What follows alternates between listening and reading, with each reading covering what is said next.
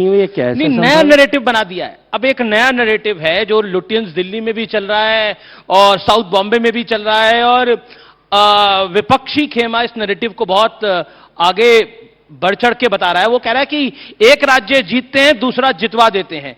हरियाणा जीतते, जम्मू कश्मीर जितवा दिया, महाराष्ट्र ये खुद जीत गए और हमको झारखंड जितवा दिया।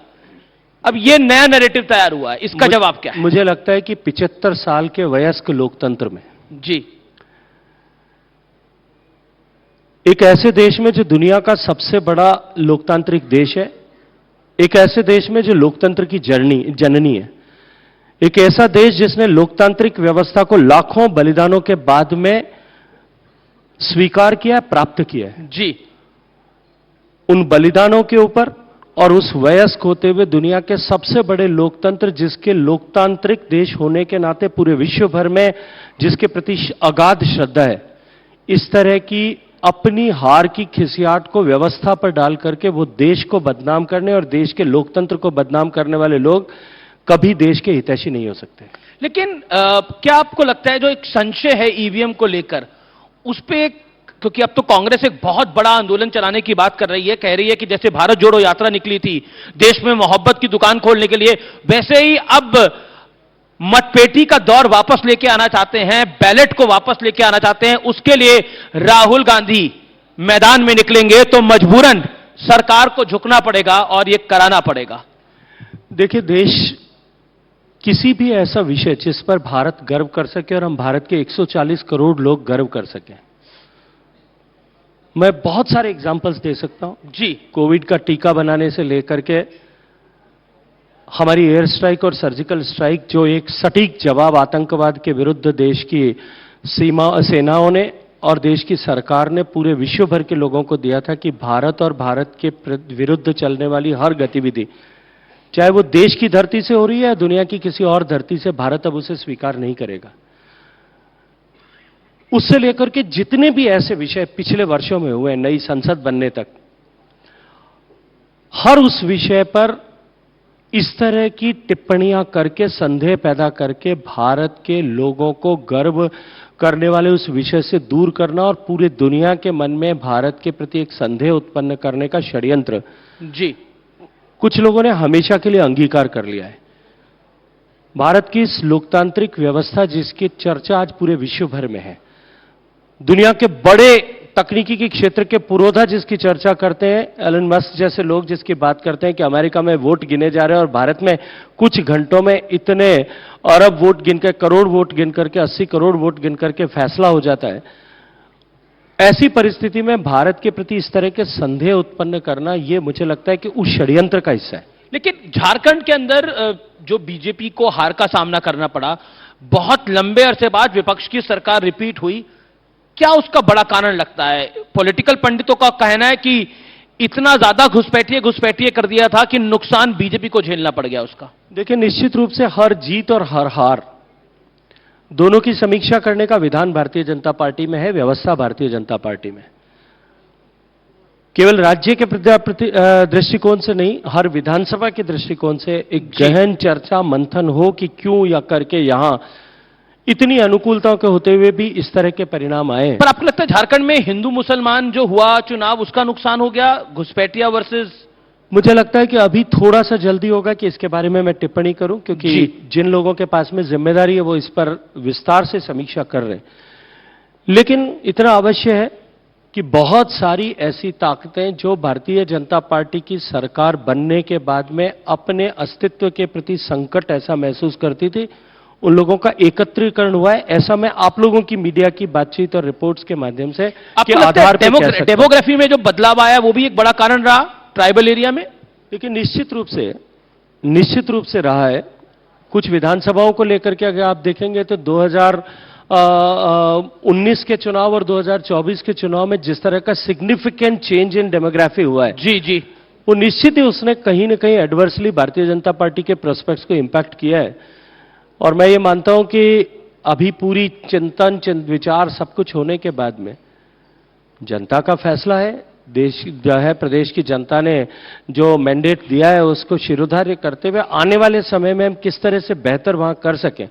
प्रभावी विपक्ष की भूमिका निभाते हुए हम किस तरह से छत्तीसगढ़ को भी सबका साथ, सबका विकास, सबका विश्वास, सबका प्रयास इस मंत्र के साथ में जोड़े रखते हुए झारखंड को भी उसके साथ में जोड़े रखते हुए काम करें, इसके ऊपर हम सब मिलकर के काम करें। मेरा अगला प्रश्न आपसे ये है कि जिस तरह से बांग्लादेश में हिंदुओं को टारगेट किया जा रहा है और हिंदू धर्म गुरुओं को वहां पर अरेस्ट किया गया है, बतौर केंद्रीय मंत्री आपकी प्रतिक्रिया क्या है? हालांकि भारत सरकार ने अपनी शिकायत दर्ज कराई है, लेकिन उसका असर कुछ बांग्लादेश पे नहीं हुआ है।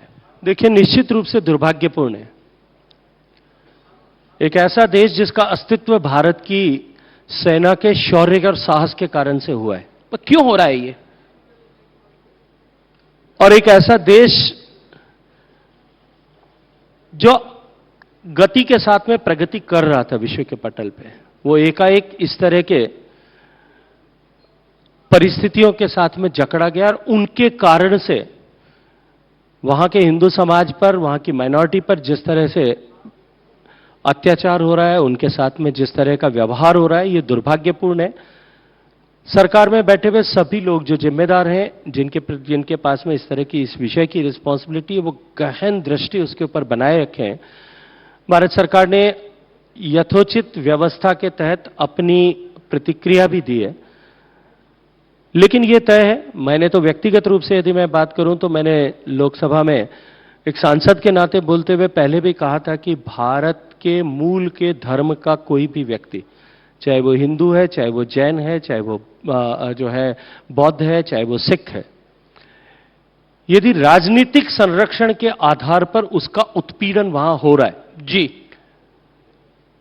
तो भारत की भूमि उसकी नैसर्गिक मातृभूमि है, हमें बाहें पसार करके उनका स्वागत करना चाहिए। ऐसा मैंने लोकसभा में 2015 में जब पीआईओ ओसीआई का बिल डिस्कस हो रहा था तब कहा था। और मुझे क्योंकि बहुत लंबे समय तक पाक विस्थापित हिंदुओं के बीच में काम करने का अवसर मिला है जोधपुर में, मैं उनका दर्द जानता हूं। जोधपुर में, राजस्थान में मैंने उनका दर्द देखा है। इसलिए ऐसे लोगों को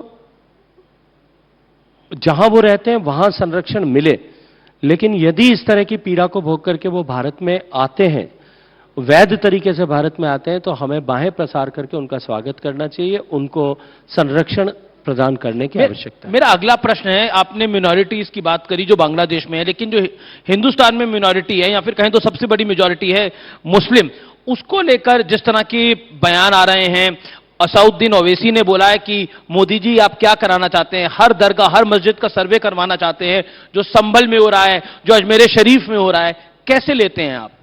देखिए, मैं आपसे एक प्रश्न पूछना चाहता हूं, जो पीआईएल दायर की गई, क्या वो सरकार ने की? नहीं। मैं तो आपको एक दायित्व देना चाहता हूं जी, पत्रकार के नाते, और आपके जो है जर्नलिस्ट फ्रेटर्निटी को दायित्व देना चाहता हूं। खोज करके देखिए इनके पीछे कौन लोग खड़े, जो लोग इस तरह के पीआईएल दायर कर रहे हैं, उनके पीछे किस मानसिकता के कौन लोग खड़े होकर के इस तरह के काम कर रहे हैं, इसके ऊपर जो है गहन। लेकिन आपको लगता है ये गलत है, ये जो जिस तरह की ये पीआईएल दाखिल हो रही है, ये गलत है, ये नहीं होनी चाहिए? देखिए, जो विषय न्यायालय में पेंडिंग है, मुझे उस पर टिप्पणी नहीं करना चाहिए जी। वो अनुचित है। न्यायालय ने उसको जो है विचार करने के बाद में एक बार अगर एडमिट किया है तो न्यायालय को उस पर निर्णय करने दीजिए, लेकिन इतना अवश्य है कि इस तरह के विषयों को उठा करके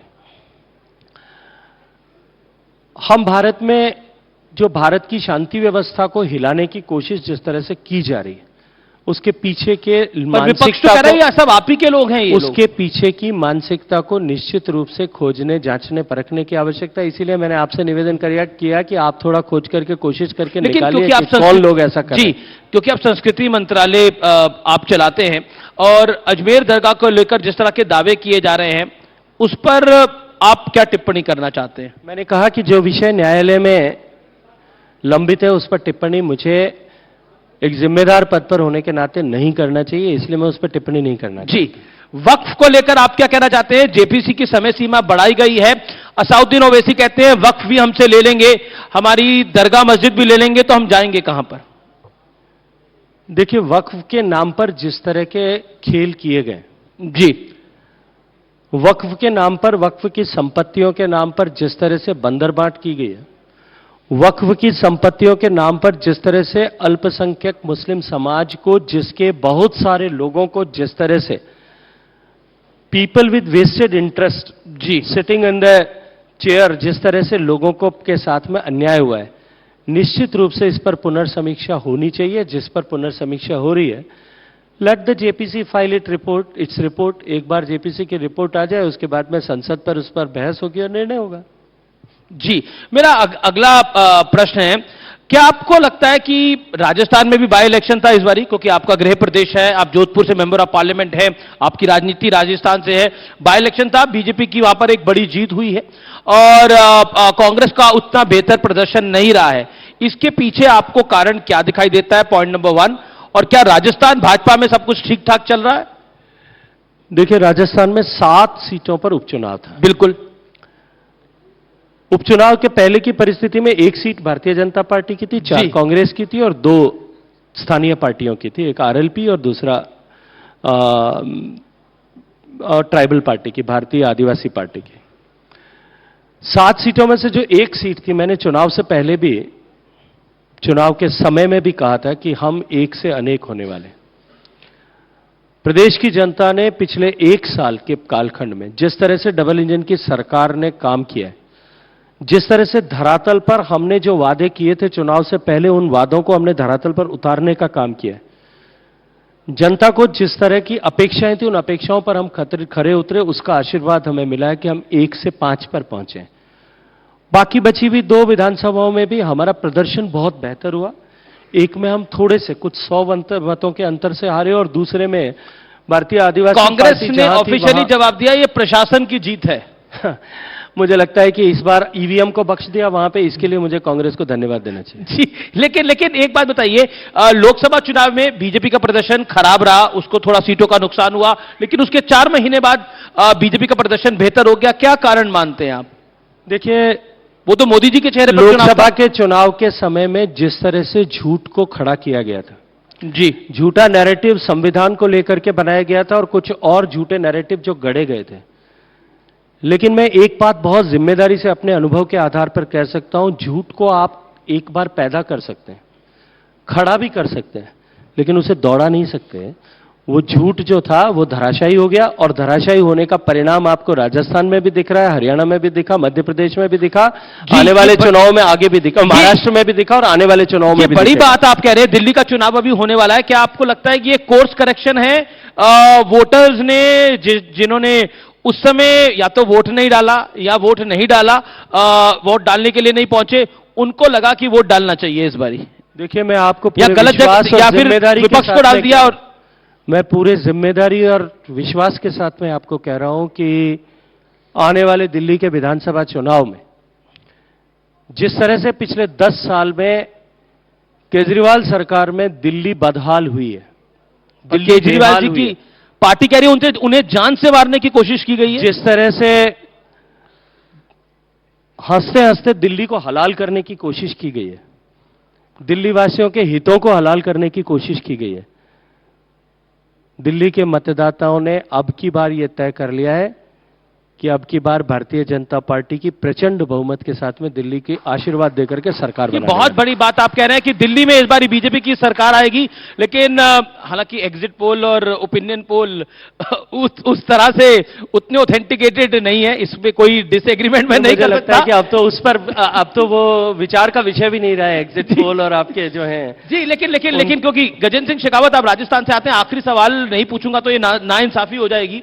ये जो राज परिवार के बीच में झगड़ा चल रहा है, उस विषय पर आप क्या कहना चाहते हैं बतौर मंत्री, बतौर राजस्थान के वासी, बतौर सांसद? मुझे लगता है कि वो विवाद, यदि उस विवाद के बैकग्राउंड में देखा जाए तो वर्षों से संपत्ति का विवाद एक परिवार में चल रहा है और वो केवल एक राजस्थान का राज परिवार नहीं, देश के सारे लगभग बहुत सारे परिवारों में इस तरह के संपत्ति के विवाद शायद होंगे, विभिन्न स्तर पर लंबित होंगे। उनके विवाद के पृष्ठभूमि में जाए बिना मैं इतना कहना चाहता हूं कि माननीय मुख्यमंत्री जी और हम सब ने मिलकर के जो प्रयास किया उसके चलते हुए कम से कम वो विवाद एक बार था समाप्त हुआ है। शेष संपत्ति का विवाद है, वो न्यायालय को निर्णय करना है, वो हमारा काम नहीं है, न हमारा उससे कोई लेना देना है। लेकिन कुल मिलाकर के उदयपुर जैसे प्रदेश में शहर में, राजस्थान जैसे प्रदेश में इस क्रिटिकल टाइम पे जब टूरिज्म के सीजन का जो है आगाज हुआ है और अगले 4 महीने राजस्थान के लिए सबसे इंपॉर्टेंट रहने वाले हैं, उस समय में राजस्थान के किसी भी स्थान पर इस तरह के का टर्बुलेंस नहीं हो, इस तरह की सिचुएशन नहीं बने, इसके लिए हम सब लोग जागरूक रह करके काम कर रहे हैं ताकि राजस्थान के टूरिज्म के प्रोस्पेक्ट्स और जब राजस्थान में राइजिंग राजस्थान होने वाला है, आपने समझाया दोनों को? उस पर हम लोगों को निश्चित ही, मुझे दोनों, क्योंकि दोनों ही भाई एक ही परिवार के सदस्य हैं, दोनों से मेरा व्यक्तिगत संबंध है, दोनों से मेरा पारिवारिक संबंध है, मैंने दोनों को चर्चा की और दोनों से कहा, आग्रह करके कहा कि ये जो है इस वाद के माध्यम से, इस विषय के माध्यम से हमारा विवाद जो है संपत्ति का वो सेटल नहीं होने वाला है। ये एक परंपरा का, व्यवस्था का विषय है, इसको समाप्त करना चाहिए। और दोनों ने मेरी बात का सम्मान किया, मैं हृदयपूर्वक दोनों का इसके लिए आभार ज्ञापित करता हूं। चलिए, बहुत बहुत शुक्रिया, मैं भी आपका आभार व्यक्त करता हूं, आप न्यूज 18 के मंच पर आए और आप अपनी बात को रखा। थैंक यू सो मच मंत्री ji, thank you so much Amish.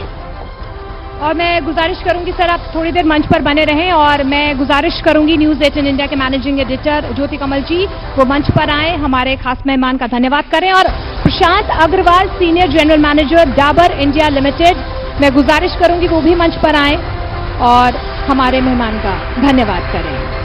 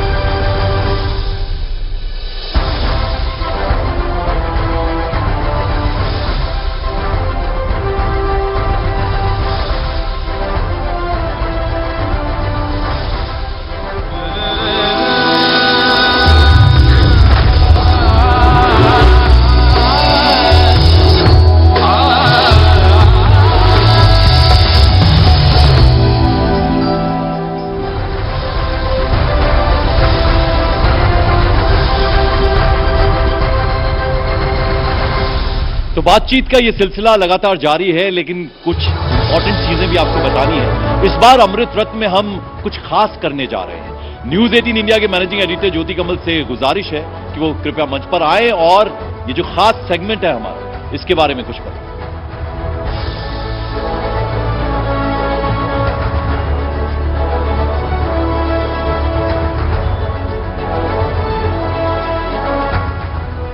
Major Dhyanchand, नाम तो आपने सुना ही होगा। कल उनकी पुण्यतिथि है। न्यूज 18 इंडिया की तरफ से पेश कर रहे हैं हम हॉकी के इस बेजोड़ जादूगर को भावपूर्ण श्रद्धांजलि।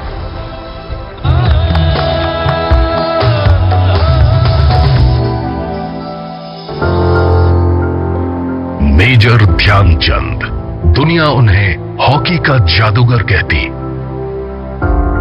वो खुद को साधारण इंसान, जबकि हॉकी के मैदान में उनके खेल का जादू बड़े बड़ों को हैरान कर देता। 29 अगस्त 1905 में आज के प्रयागराज में जन्मे ध्यान सिंह 16 बरस की उम्र में सेना में भर्ती हो गए थे। सेना में उन्हें हॉकी का हुनर सीखने का मौका मिला।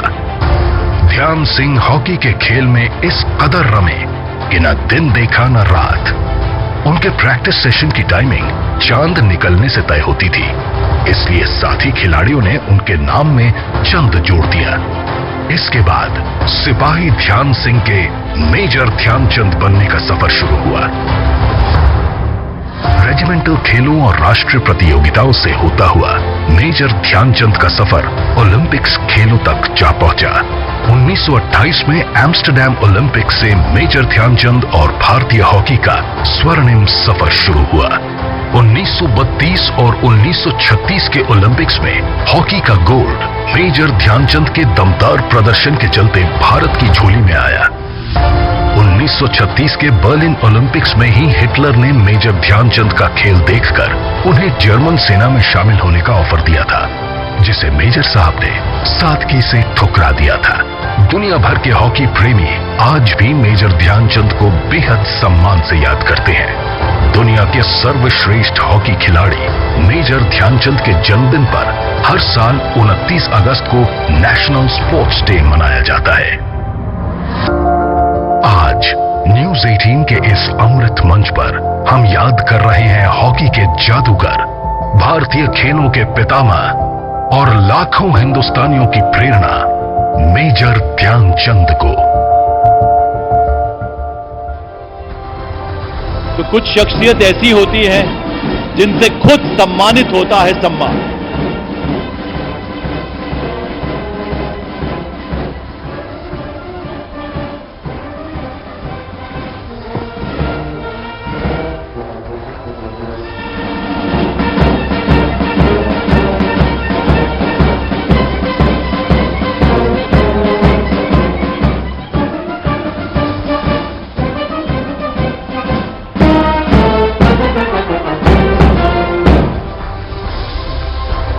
तो जोरदार तालियों के साथ स्वागत कीजिए मेजर ध्यानचंद के बेटे अशोक ध्यानचंद जी का। और आपको बता दें वर्ल्ड चैंपियन टीम का खुद अशोक ध्यानचंद जी भी हिस्सा रह चुके हैं। सब बहुत बहुत स्वागत आपका हमारे मंच पर।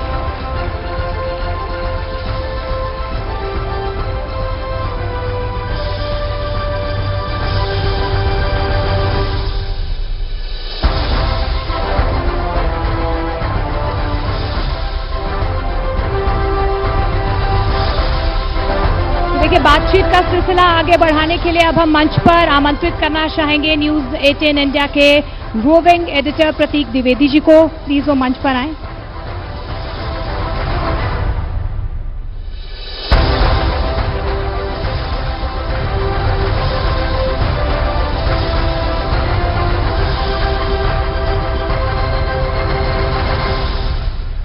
Thank you so much Ashok ji.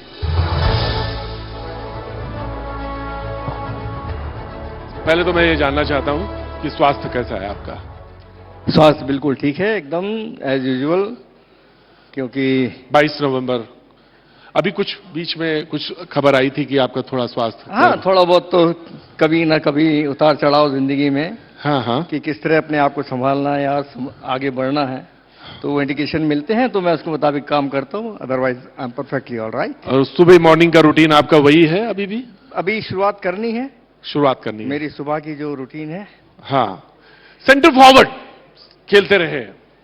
Hockey क्या कहें, ताना बाना ऐसा है कुछ हॉकी का हिंदुस्तान से, और जिस परिवार से आते हैं, चाचा रूप सिंह जी हॉकी खेलते रहे, पिता मेजर ध्यानचंद, कौन नहीं जानता, और फिर उसके बाद उसी परिवार में अशोक जी, और उससे पहले दो आपके भाई भी। एक थर्ड जनरेशन और खेली है एशियाड की, मेरी बहन की लड़की, वो सिल्वर मेडलिस्ट हैं 1998 एशियाड की। तो आपके रगों में हॉकी बह रही है, कह सकता हूं। शुरुआती हॉकी की परिवार से हुई, और मैं कहूं कि पहचान हॉकी को जो परिवार ने और उन सूरमाओं ने दी, उन खिलाड़ियों ने दी, ध्यान सिंह, रूप सिंह जो ध्यानचंद बने, रूप सिंह रूपचंद बने, और घर में 6 ओलंपिक के मेडल्स मौजूद हैं, 5 तो परिवार के गोल्ड मेडल और मुझे कहते हुए संकोच होता है, लेकिन आज उसकी कीमत बहुत ज्यादा है। जो ब्रॉन्ज मेडल मुझे मिला 72 का, वो 72 छठा का मेडल। मॉन्ट्रियल ओलंपिक जी, मैं मॉन्ट्रियल ओलंपिक का कांस्य पदक आपको मिला। और एक चीज और है, वो आंकड़ों की बात हो रही थी। सब लोग मेजर ध्यानचंद कहते हैं, लेकिन मैं इतना कह सकता हूं क्योंकि यूपी का हूं तो दद्दा। जी, दद्दा ही बोला जी, दद्दा का कल पुण्य स्मृति है। और एक चीज और है, और वो डेट ये है कि 1975 में आपने वर्ल्ड कप जीता हॉकी का, जी, कुआलालंपुर, बिल्कुल। Right sir? राइट। और 50 साल उसके भी पूरे हो रहे हैं। जोड़िए। पता ही नहीं लगा, हाँ? आंखों के सामने से ये साल गुजर गए। Only gold medal world cup का जिसने वो जीत के आए। वर्ल्ड कप भारत में वर्ल्ड कप जो जीता गया, सबसे पहले हॉकी नहीं जीता, जो वर्ल्ड कप का नाम है, चाहे वो हॉकी हो, तो उसके बाद क्रिकेट आया, उसके बाद हमारे कबड्डी भी आया उसके अंदर, और कई दूसरे खेल भी आए जिसमें हमने वर्ल्ड कप में जीता। लेकिन पहली जो शुरुआत की थी वो हॉकी ने की थी, और हॉकी ने ही शुरुआत की थी 1928 से, 1928 से भारत के लिए गोल्ड मेडल जीतने की, जब हम गुलाम थे। सबसे बड़ी बात तो ये है, कुछ भी नहीं था। और किस तरह ऑर्गेनाइज करते होंगे वो लोग, किस तरह जाते होंगे, पैसा कौन देता होगा, टीए का जो भी खाने पीने का खर्चा। अशोक जी, मैंने भी बहुत शुरुआती तौर पे जब स्पोर्ट्स की बात आई तो हॉकी की स्टिक मेरे पास भी आई, लेकिन मेरा दूर फिर वो छूट गया, मैदान छूट गया, तमाम सारी चीजें छूट गई। आप जब बता रहे हैं और मैं कह रहा हूं 1975 का कुआलालंपुर का वर्ल्ड कप, तो कोई कहीं से कोई सिहरन, कहीं से कोई ताली, कहीं से कोई मुस्कान, कहीं से कोई चमक नहीं दिखाई पड़ी। लेकिन जब मैं कहता हूं कि world cup cricket, Kapil Dev, अभी देखिए 4-5 चेहरे मुस्कुराने लगते हैं, देखने लगते हैं। मुझे तो अफसोस होता है, लेकिन मैं आपसे जानना चाहता हूं ऐसा क्यों हो गया। मैं कंपेयर नहीं कर रहा, स्पोर्ट्स तो स्पोर्ट्स है।